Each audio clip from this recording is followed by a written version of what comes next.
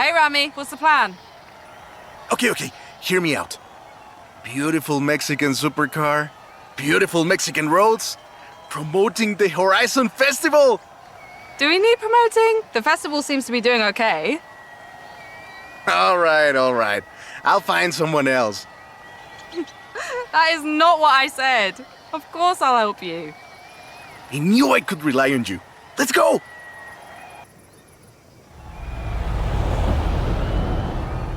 Whew. Let's get moving. Get some speed, then turn into the countryside. Really see what this car can do. In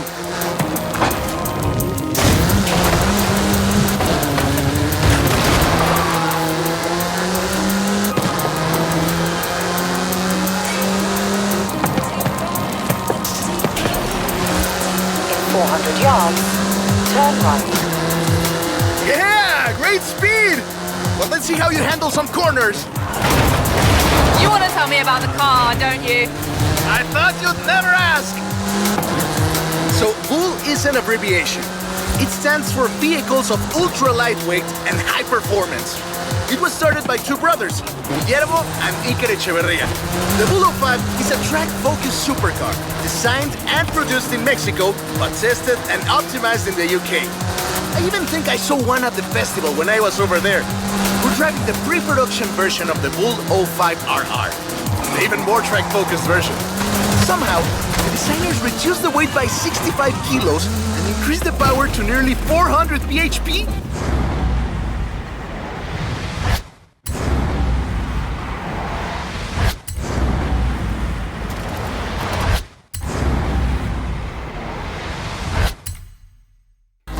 Then they lowered the engine by 50 millimeters to drop the center of gravity and improve cornering. Impressive! Less sightseeing, more going fast. They're pretty serious about the ultra-light part. The 05RR even has an option for titanium bolts, saving another 4.5 kilos. What does the RR stand for? Road and racing. The car was designed for an enhanced track experience, but remains road legal. In 400 yards, you will arrive at your destination.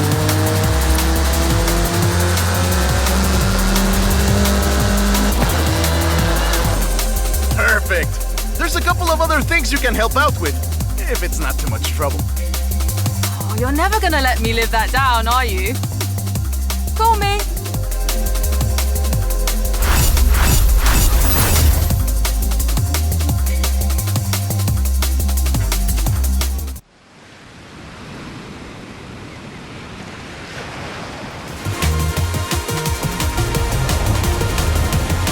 I just got my hands on a piece of Mexican racing history.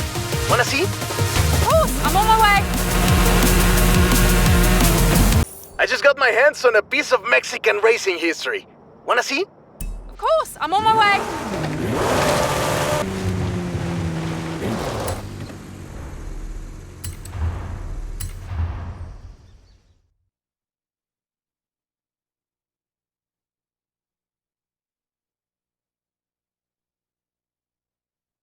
Let me guess. Today's episode of Mexican Automotive History with Ramiro is about the Baja 1000. You are very perceptive, my friend. This dune buggy was the first car to race here. Let's take it for a spin.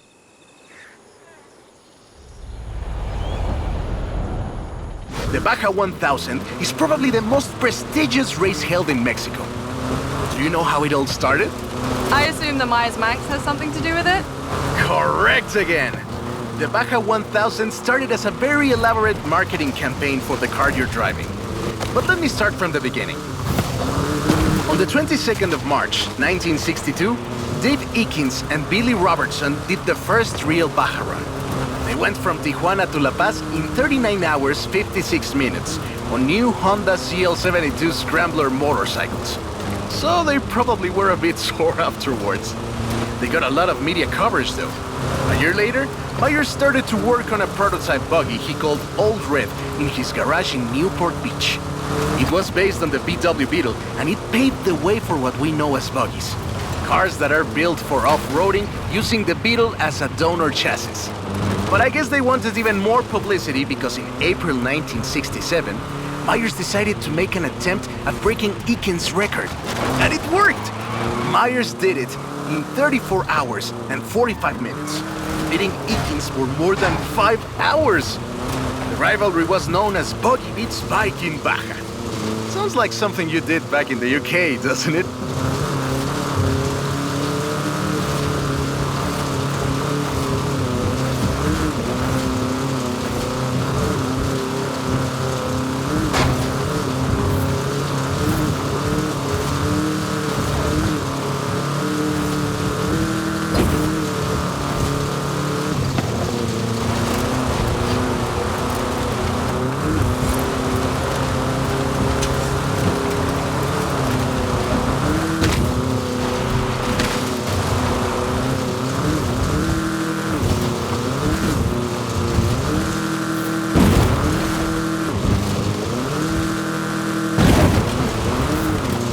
Myers-Manx became an overnight sensation as a result, and suddenly they were friendly races all across the Baja.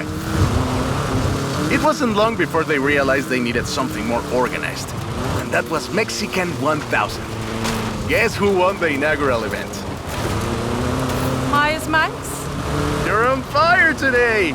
Yes, in 27 hours and 38 minutes. The official race was 100 miles shorter than the original route, but it's still impressive. The Mexican 1000 was later renamed to the Baja 1000 and is run to this day.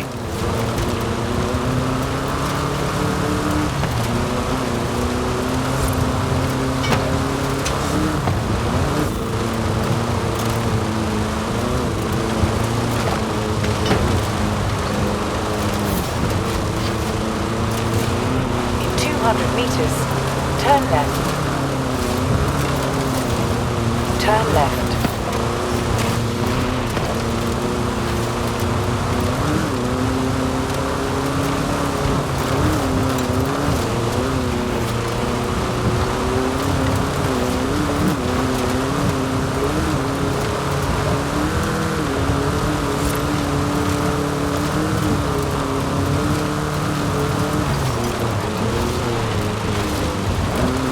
In 100 meters, turn left.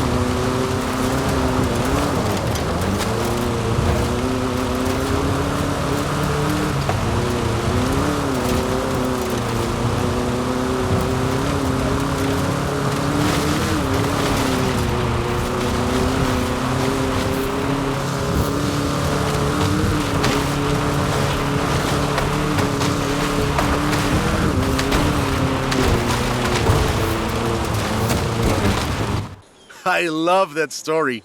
My abuela used to tell it to me at least once a year.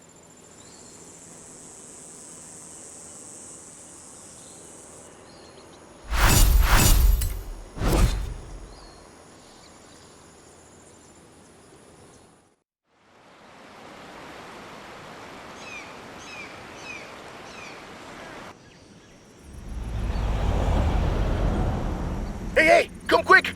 Papa Fernando needs your help! Oh, okay. I'll be right there.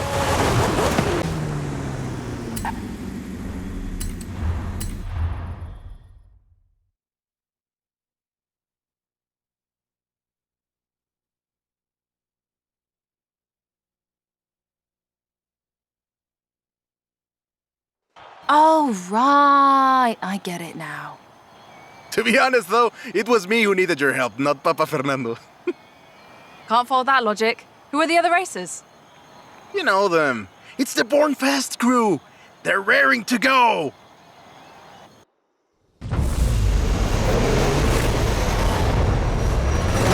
Hey, he's eager.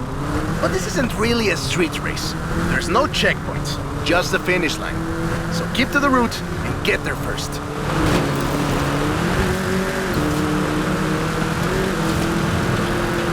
It's hard to overstate the effect that the Beetle had when it arrived in Mexico in 1954. Before that, all we had were these huge American cars. So this new European-style car with its shape and light chassis and those adorable headlights and an engine that anyone with a tractor could fix was, well, a complete game changer. They were so exciting that they were displayed at the Ciudad Universitaria in Mexico City, and there were lines to come and see this new car. Production of the Beetle started in Mexico soon after 7 of them finished the Carrera Panamericana. Before that, people were a bit worried about reliability, you see. We Mexicans love a good-looking car, but a car that can do work is better. The Panamericana convinced us, and in '61, Automex had assembled 250 of them. By '62, the first plant had opened in Jalostoc, making 10 of them a day. We love that car. So another plant opened in Puebla in 1967. And in '71, El Bocho became the official taxi of Mexico City, which is why you see so many of them today. It's funny. The first Bochos were imports, or CKDs. But in 1971, we were exporting them to Costa Rica, and back to West Germany, Austria, Belgium, everywhere in Europe. It was a sad day in 2003 when the last Volkswagen sedan Última Edición rolled off the production line and went home to the Volkswagen Museum in Wolfsburg. Now that's more like it! Eso, Bochito, eso! So loved was the Bocho that it eventually outsold the Ford Model T to become the world's best-selling car, and was the first to reach 20 million sales. Sure, other cars have staked their claim on that title in recent years, but none are so timeless and unchanged as the... That is a great car. Probably the most iconic car in all of Mexico. Ay, es increíble que un auto tan pequeño deje un vacío tan grande. Adiós, sedan. Thanks. I'll call you when I've got that next one ready.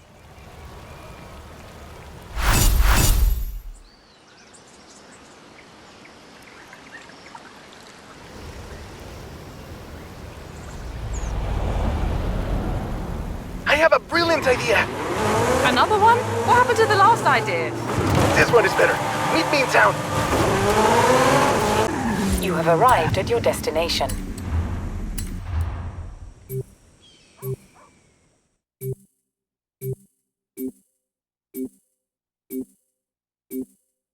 I have 2 cars here. A first-generation Volkswagen and a 7th-generation Volkswagen Golf. Made in Mexico for almost half a century. Sadly, they stopped building them in 2021. But we can still race them. What do you say? To make it fair, I will give you a chance to make an informed choice. Let's go for a test drive. And I've got lots to tell you about Volkswagen Mexico.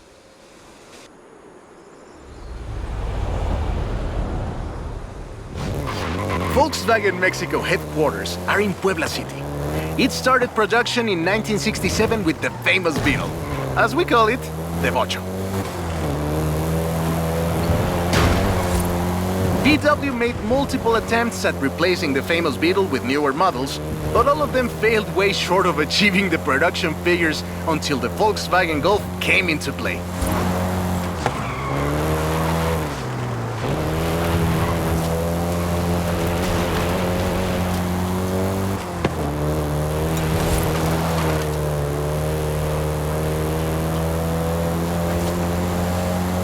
The first generation was released in Mexico as the Volkswagen Caribe, and had quite a few variations, including the Golf GTI you're driving right now.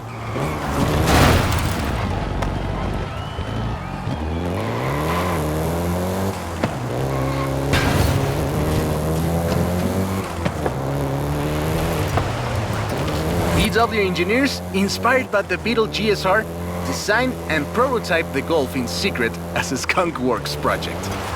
Little did they know that the Golf GTI would become the hot hatch.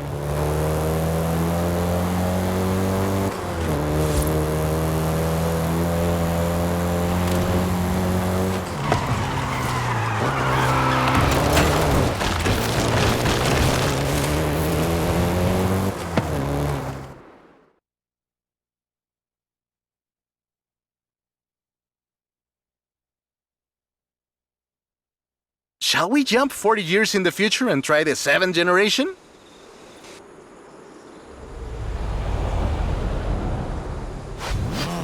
The 7th generation of the Golf first appeared in 2012. This version is the Volkswagen Golf R, R meaning race.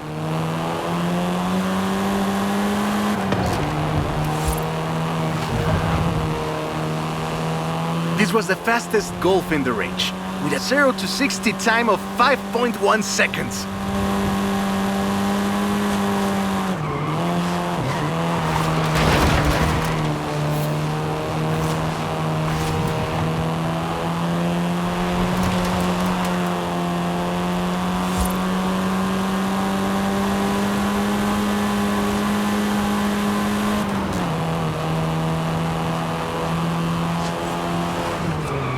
Volkswagen Mexico produced all 7 generations of the Golf, totaling more than 2 million units over 44 years.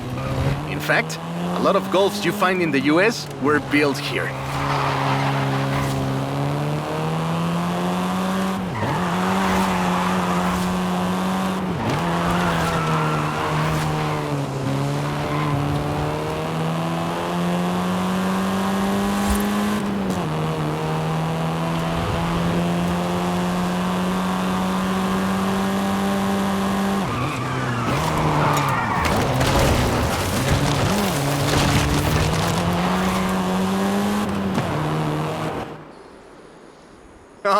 All right. Enough driving around. Let's go head to head, after you've had a chance to rest.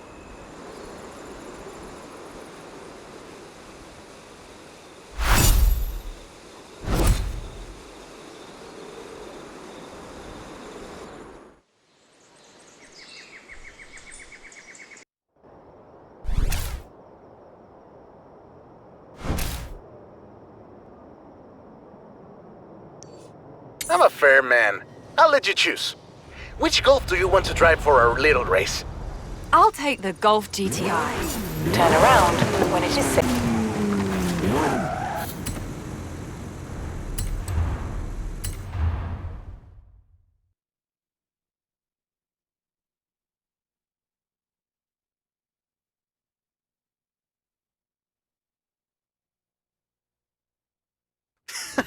I hope you know some shortcuts.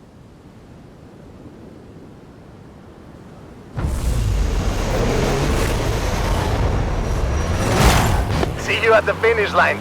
Don't make me wait for too long.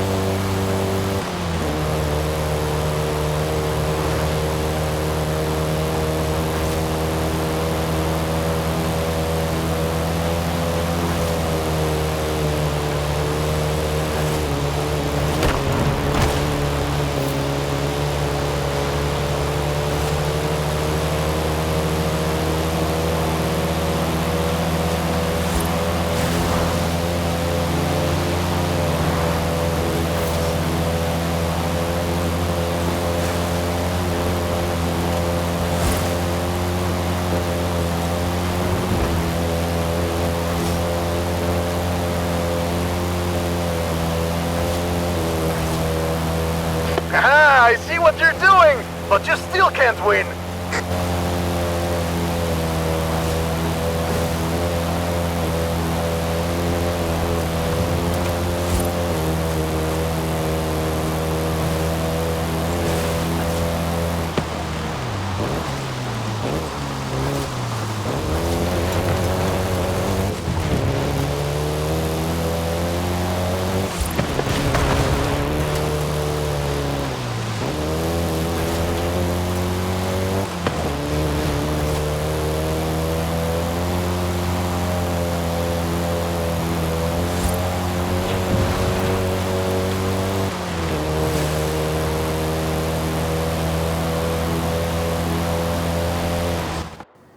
What a race!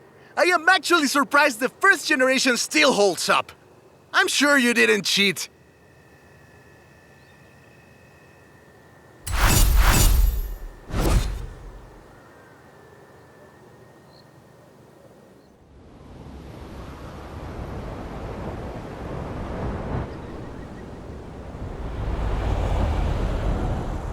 I have a story to tell you, my friend, about the old wolf in the swamp. Are we going to a zoo? A swamp. I'll pick you up. Hey, amiga. Remember that thing I said I needed help with? This is it. You in? Of course. What do you need? Excellent. Come meet me near Mulehe.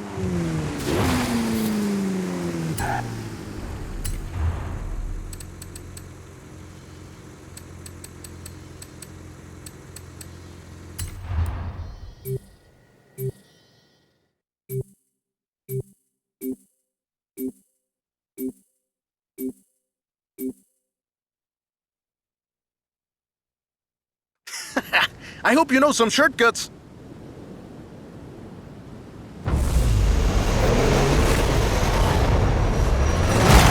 See you at the finish line. Don't make me wait for too long.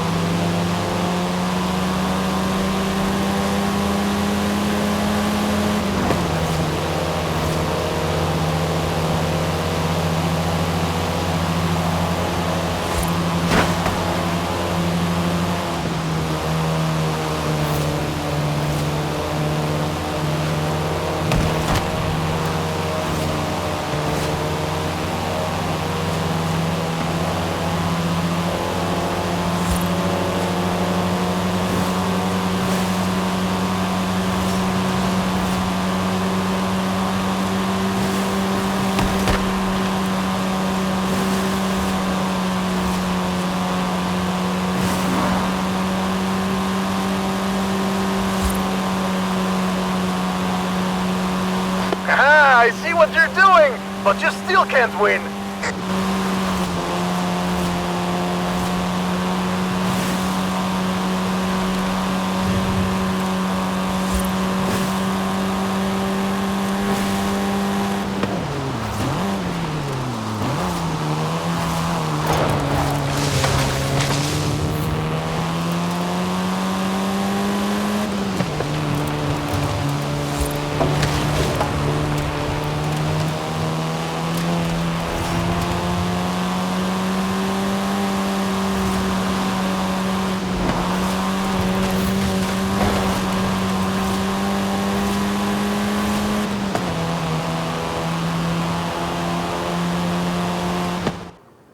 What a race! The difference 40 years makes!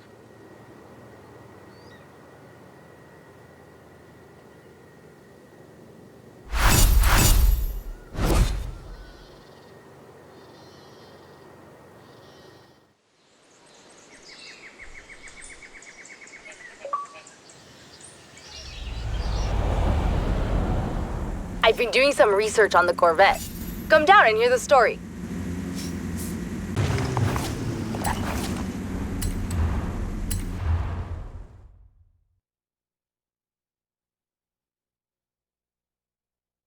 That's the old wolf.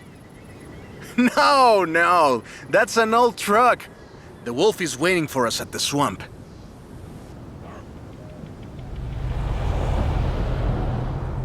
Haley asked us to clear some debris, and I've got just the car. But we need to get there first. Of course. Who do you think I am? The driver who destroyed a record-breaking amount of fences. Oh, that's fair. Careful there!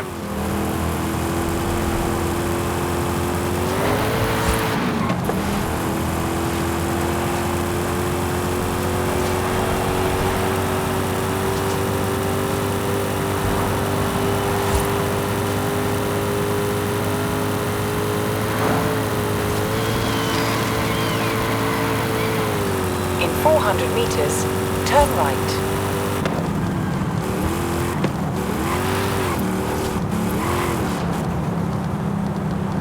Turn right.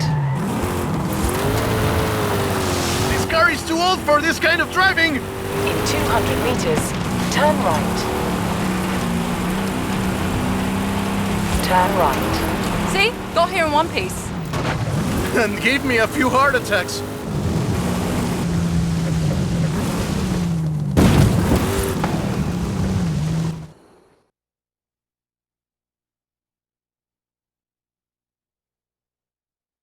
And now, let me introduce you to the Ford Lobo. This car is more your style. Now that is a heckin' good wolf.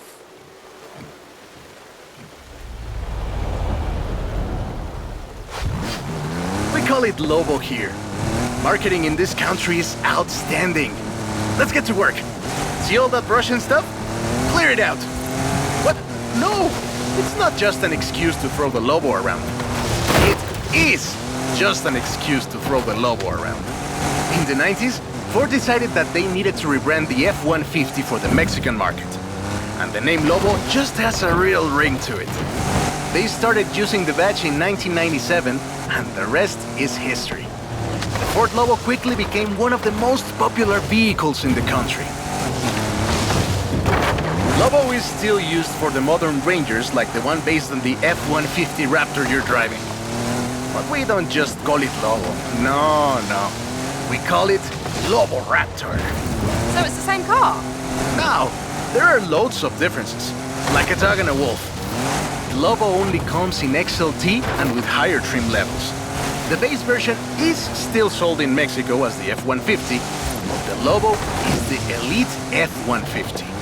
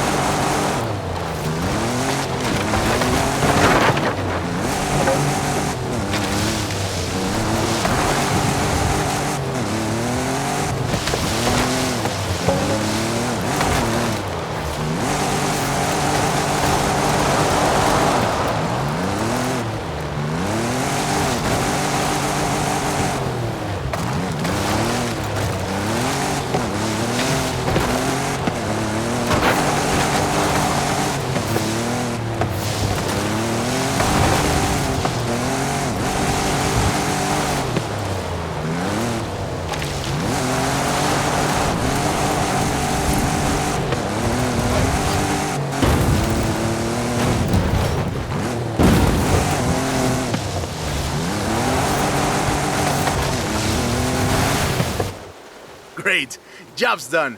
And the scratches will buff right out. Thanks for the help. Now I just need to get my abuelo's old F-100 back to the garage.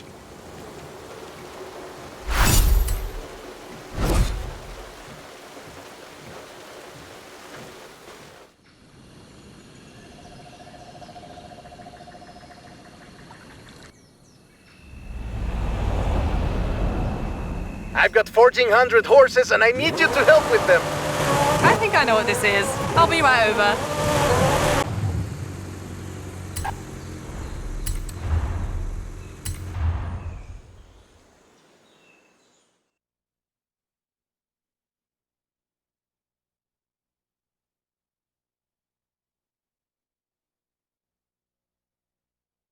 Hey there! So, look at this.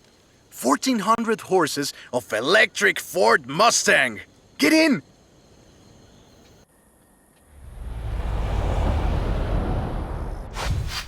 Let's take this down to the beach. Stick it in AWD if you like. There's some nice curves up ahead.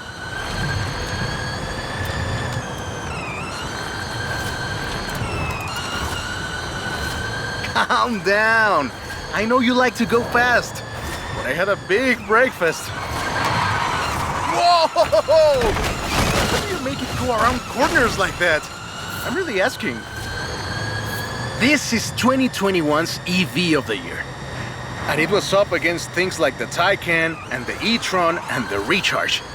It set 3 Guinness World Records, and it's inspired by the beautiful original Mach 1. And I'm telling you all of this because the Mach E was built right here in Mexico at Cuautitlan Assembly. Cuautitlan Assembly has been building cars since the 60s. And more than 2.2 million cars later, we're sitting in an actual space machine made here in Mexico. Quite a journey from Cougars and Thunderbirds and F-150s to this. This isn't just a prototype. Cuautitlan Assembly does a range of options for the Mach E. A 68 kilowatt-hour standard and an 88 kilowatt-hour extended range version. It will give you over 300 miles of range on a single charge. The Performance GT version is the really wild one. 0 to 60 in 3.6 seconds. This one is quite a bit faster. Honestly, when I first tried it, I had to go and sit in a quiet room for a bit. And I've flown airplanes in a storm. It's wild tech. You can switch from all-wheel drive to rear-wheel drive at the touch of a button. And when you get into tuning, you can basically tweak every one of the 7 engines individually. It can make 1,400 horsepower and a ton of downforce at 160 miles per hour thanks to the Aero 2. So what you're saying is, not bad for something that weighs more than that F-150 of yours. Yes. And there we go. Sunrise over the sea. Beautiful. But we're not done. There's one more thing to look at. I'll let you know as soon as I have, found it.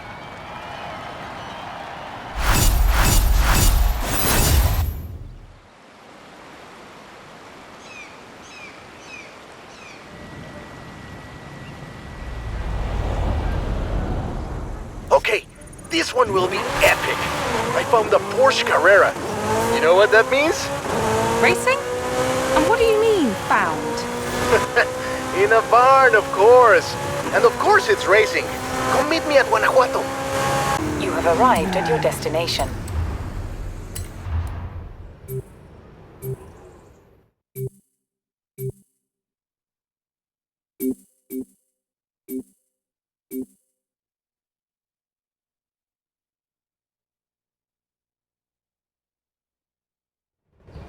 This beauty got her name from the Carrera Panamericana.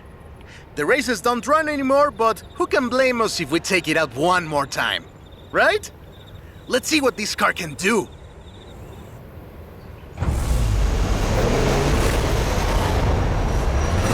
There's Jamin! Guess he wanted one last race. Let's do this!